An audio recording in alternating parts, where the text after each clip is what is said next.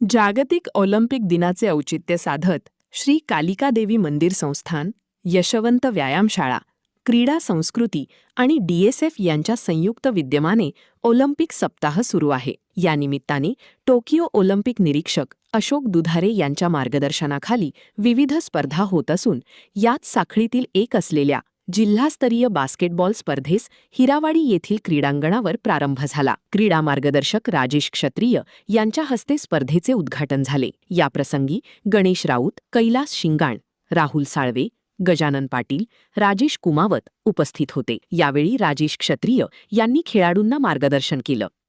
दुधारे foundation यांच्या संयुक्त विद्यमाने आज 17 वर्षाआतील मुलामुलींची बास्केटबॉल स्पर्धा हिरावाडी येथील मैदानावर होत आहे. यासाठी जवळपास 25 ते 30 संघांनी सहभाग केलेला आहे.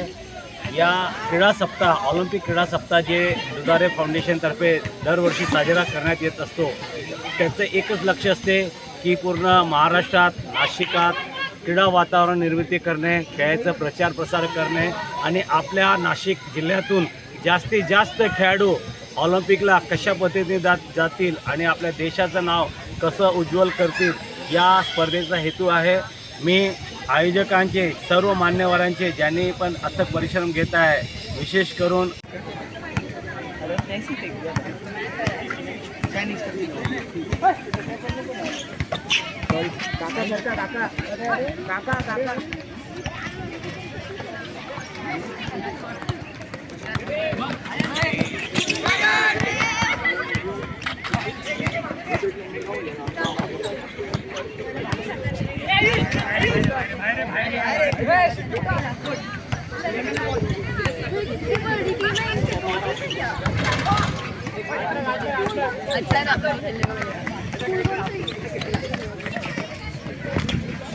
या स्पर्धेत 17 वर्षे वयोगटातील मुले आणि मुली सहभागी झाले आहेत. स्पर्धांना उत्साहपूर्ण वातावरणात प्रारंभ झाला. खेळाडूंचा उत्साह दांडगा होता. या स्पर्धेत सुमारे 15 शाळांमधील खेळाडू सहभागी झाले होते. मनोहर गायकवाड, दिशा न्यूज, नाशिक.